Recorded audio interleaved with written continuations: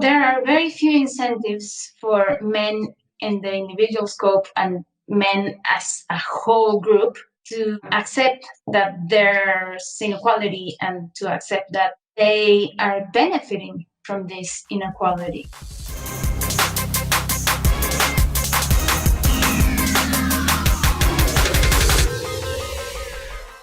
Hello, everybody. Welcome back to another episode of Future Frame TV. I'm Alice Krozer, your host for the Inequalities channel, presented by Traces.Dreams. I have the pleasure of being here today with Sofia Mosqueda.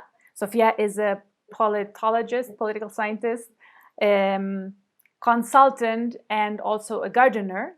And Sofia and I will chat today about the politics and the inequalities of love. Welcome to the program, Sofia. Thank you, Alice. Hello, everybody. Sofia, you write about and you research love and the politics behind it, or related to it, rather said, next to it. Could you tell us what you mean by politics of love when you write about that, and why we have to think about this combination?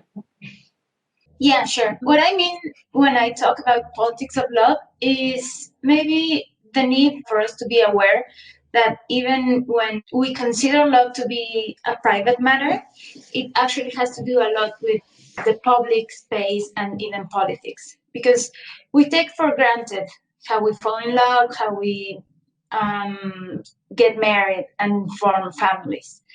And it turns out that these ways of being together and falling in love, and actually all that does for the work of the state, has a political background and serves the state pretty well. And it's not just a matter of how you feel for someone, but how getting married or maybe taking care of that person after you fall in love with them will serve a specific task. What could such a specific task be? It depends on if you're a man or a woman, but for women, it's supposed to be that you take care of your husband and your kids while the husband is the provider of the money and whatever the household may need. That means that probably women won't be able to work or work as much as men do. And the fact that women actually have to take care of the husband, the household, clean, cook, and their kids means that those are care tasks that the state isn't fulfilling. So it serves the state very well that women are willing to take care of the people they love, even if it's not in a marriage situation. Maybe they take care of their parents or the elderly in their household or whoever's sick. Women have traditionally been given the task to take care of people. And that in a welfare state should be the job of the state. So by making women and men think that love means that you have to take care of someone, serves the state perfectly. What is the role of men in this constellation? I mean, if women are associated with caring through love, what do men do? They're supposed to bring the bed to the house, like while they work and they take care of the bills, right? But what actually can be said of this is that they're actually maybe purchasing the services of the women when they get married, or even if they're not married, if they're living together or have a family together, they are accessing the services like sort of like in a contractual situation. Because when you're married, you actually sign for this kind of contract that it's pretty similar to another kind of like purchase contract. A labor contract. Yeah. Is this situation specific to a context, or would you say that it's a universal occurrence? As long as there are societies that in which the family and the community is based on marriage, I think this is something that you can make a generalization of. It depends. I mean, it obviously works different in different circumstances. Also, according to how well the state provides for its citizens. But you can probably perceive it more in less developed countries. But I think that it's pretty like it's something that you can find in most places. And why is there such a traditional or specific gender dimension to these contracts? I mean, we could in principle imagine that these roles could be inverted, for example. I mean, they probably could be inversed, or I don't know if in a marriage maybe the woman was the one that was working and the man was taking care of everyone, but that everyone in the household. But that would be more specific situation and not a general pattern of how society works. Because like modern democracies that are supposed to be based in freedom to be able to sign into these contracts, they operate in the same way in marriage contracts. So since since these contracts were designed by men, they actually are designed to fit their needs, right? So they actually came up with a pact to be able to access women's bodies and services, which maybe some people, if they hear that nowadays, it would sound unbelievable, but it still works that way. Like women still nowadays are the ones that mostly have to take care of the household, and if they work, they have to work less hours, or maybe, and that's what mostly happens in Mexico. They don't have a job that has social security. They mostly have to sell things or be maybe cooking for someone, but finding ways to gather money because maybe what their husbands are earning isn't enough, but it's formal economy. So that also leaves them a little unprotected in terms of mostly social security. But given that work inside the house is also segregated by gender, women are always expected to take care of people and take care of the house. The consequences of that is what has to be viewed under a gender perspective. So, should we then imagine that love is just some utilitarian tool imposed on people, brainwashed into people so that work can be done? Or is there a different way of perceiving of love outside of this spectrum? Of course, I mean, what I mostly refer to is romantic love, the way in which also society builds expectations for both men and women when they're boys and girls in terms of how they have to court each other or even woo and conquest someone. That tends, that's what eventually leads into these dynamics in which it more than love, it's a contractual service exchange. But of course that we have other types of love, and I don't just mean like fraternal love or family love, but also affectionate love that doesn't have to behave this way.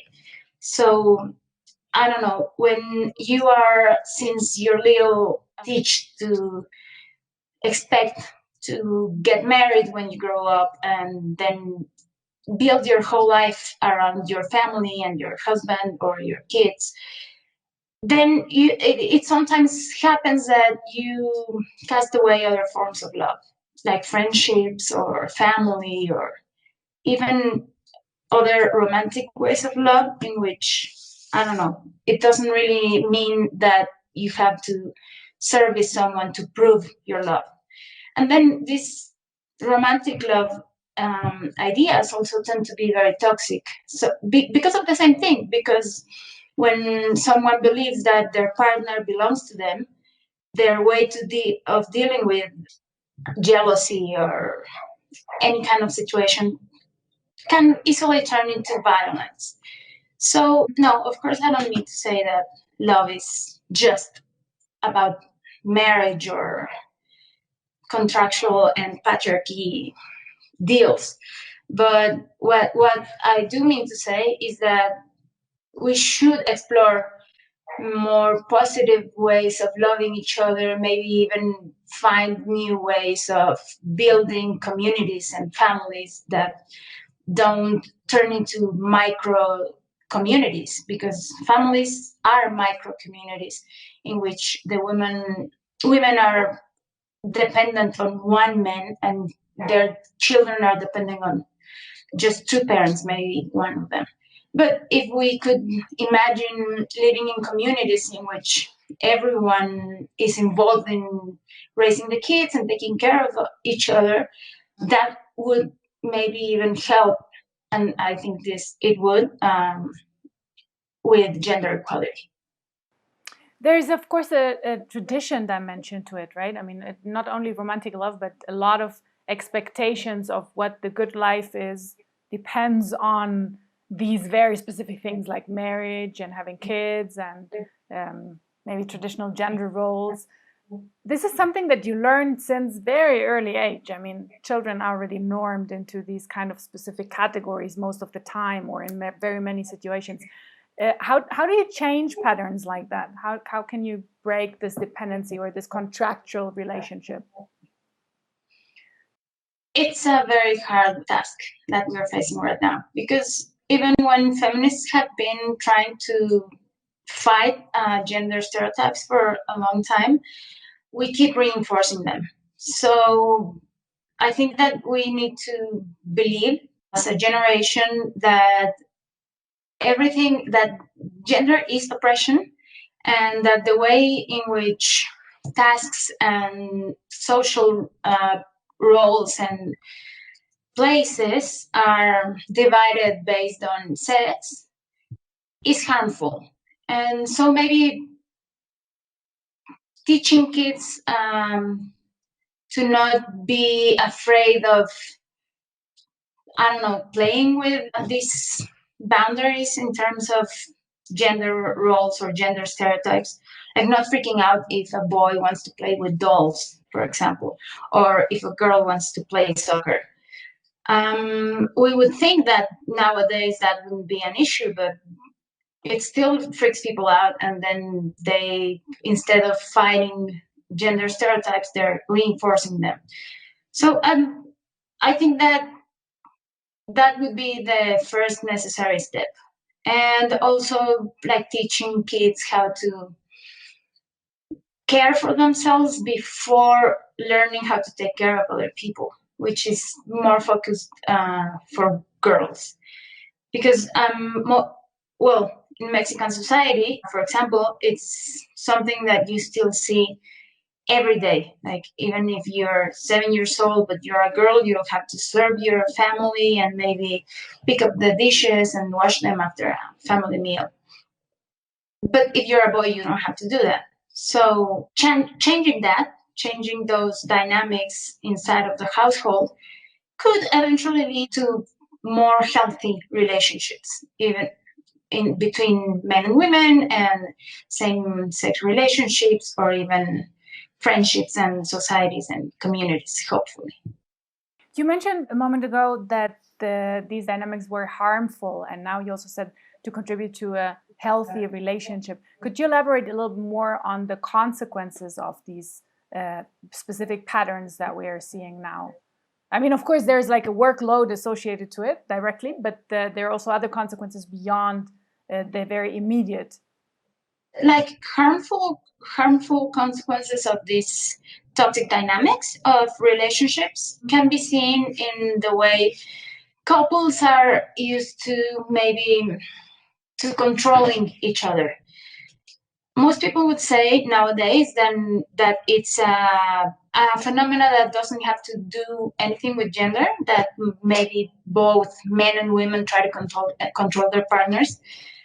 But unfortunately, the way in which men and women are differently raised and socialized leads to a situation in which maybe even if their relationship is toxic, I don't know, the women maybe yell or become this crazy girlfriend that there's a stereotype about.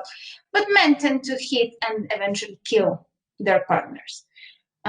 We have here in Mexico a terrible number of 11 women, 11 femicides a day, and the percentage of those femicides being produced by their partners is pretty high, like maybe 70, even 80%. So the fact that men think their partners belong to them and how they react when they're jealous or when their wives maybe didn't make dinner, I don't know, the reason doesn't really matter, turns into violence. That's the worst case scenario, right? But the jealousy and the, I don't know, policing your partner's clothing or your partner's relationships with friends, their activities, that tends to be normalized. Like maybe people assume that you have to give part of your freedom up when you have a partner, but that shouldn't be it. I mean, like true and pure love should be about growing and nurturing each other, not about control or policing everything that can make the other person an individual. So if we want to change these dynamics, of course, we are confronted with a certain dilemma, which is that clearly there is somebody benefiting from the situation. And on top of it, so they probably wouldn't be so keen on changing the situation. Maybe it would be more convincing knowing that it's not really positive for any side to be involved in these kind of toxic relationships, as you said. There's been for a few years now, I mean, maybe a couple of years now, a backlash on mainstream feminism. And yeah, that's exactly what's happening. Most men, well, I don't want to say most men, but some men are threatened by this awareness of how unequal relationships are. And they are becoming more violent or more controlling or more, I don't know, more severe in terms of what they are willing, quotations, to give in a relationship or tolerate in how a woman behaves. And that's very worrying because I don't know if it's part of every process changing social dynamics. But yeah, of course, that the current situation serves both men as half of a little less half of the population, but also the state, which is intrinsically male and is run by male, and which legislation is intrinsically male. So there are very few incentives for men in the individual scope and men as a whole group to accept that there's inequality and to accept that they are benefiting from this inequality in every way, like in structures and institutions, but also in the way in which wives cook the meals, like with full of love maybe, and they care for their children full of love because that's what they have made us believe, that we are inherently nurturing and caring, and not just that is what society expects us to be. You brought back the state that you already mentioned in the beginning. And of course, there has been some change in recent legislation in Mexico towards criminalizing gender violence and some reforms to feminicide and to gender violence regulations. But that is certainly not enough to change these dynamics. Specifically, if, as you say, the state has a certain interest in, I mean, interest as an agency, in relying on these services that it doesn't have to provide itself. What could be done to change this situation, to get the state on board, let's say? I don't want to say that we should abolish the state, but that's my answer. Because yeah, I mean, most public policies that are supposed to, I don't know, eradicate violence against women, or maybe do some affirmative action to make better work conditions for women, they're just like mandates, but they don't even have like good glue to fix anything. So I think that it actually just nor like it fits this discourse where the state actually cares about equality or about improving people's lives, when it doesn't. I mean, the status quo serves the state perfectly to, and not only the state but the government and people running it, they're just feeding from it. That's how I see government. The whole society has to give and give and give to the state in ways in which the only one that is suffering is the society, and mostly women, because we are actually the base of the society. I mean, I know men won't be acknowledging this anytime soon, but we are actually the ones that hold everything together, because if women didn't care for the sick people or the children, and if they weren't in charge of the household, they couldn't be able to get anything done. And acknowledging that, I think it's fundamental, not only for the state, but for the government and for the society. I don't know if it's going to be able to change anything soon, but yeah, we should abolish the state.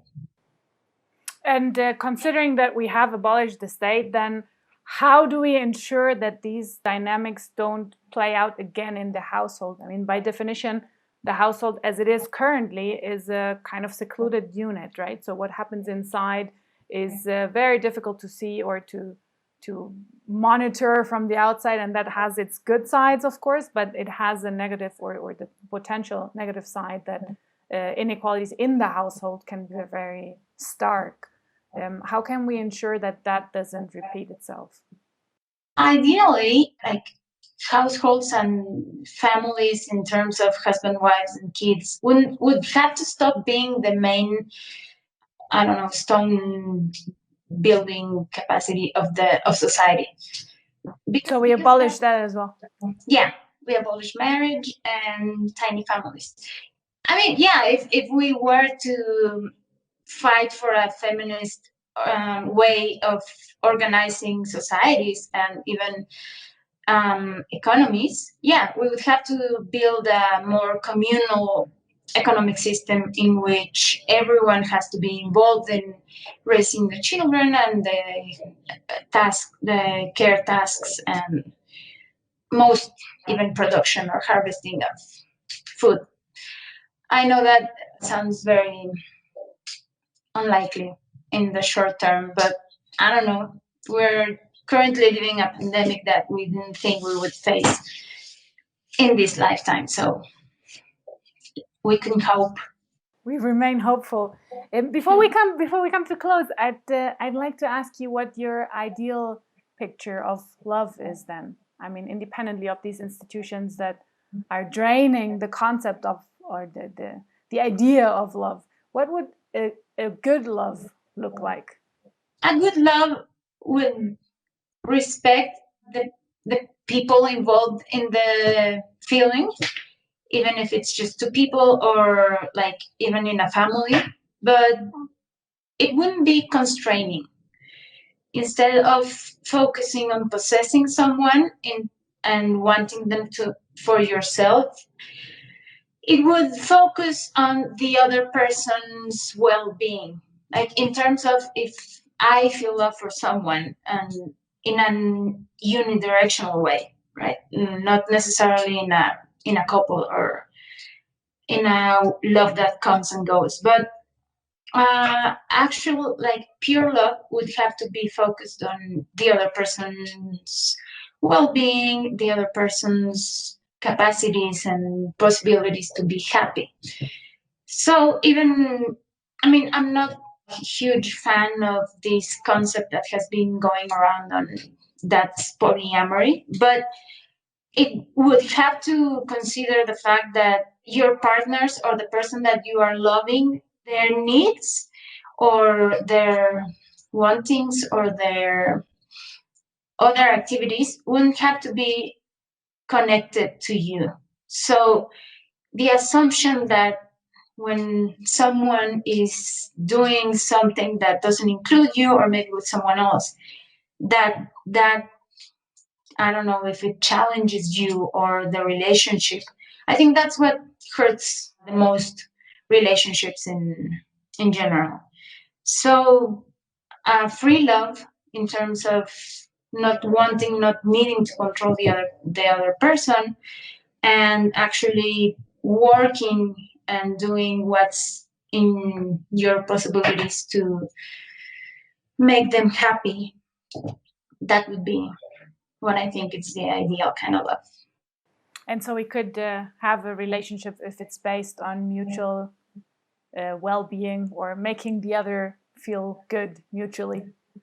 Yeah, and if we actually achieve these communities in which everyone is involved in the same task, that is not only surviving but having a good life, then you could even separate any erotic relationships from the actual interest of the community in which ideally everyone would love everyone. That sounds very beautiful, and I think we can close on this term that everybody should love everybody, and I guess there's different ways of loving the people that you love. That can be good. It doesn't necessarily have to be one single way. Thank you very much, Sofia, for enlightening us on the politics of love and the background to these terrible inequalities that related to something so beautiful and so idealized. And so very important and overly important in our context. And we're happy that you wanted to share this loving conversation with us. Thank you for inviting me. Thank you all for watching another episode of Future Frame TV. If you want to know more about inequalities or learn about a specific topic, please leave us a comment, subscribe to the channel. Join us again if you want next week for another episode of Future Frame TV. I'm Elise Krozer, your host for the Inequalities channel, and we hope to see you soon. Have a good day. Bye-bye.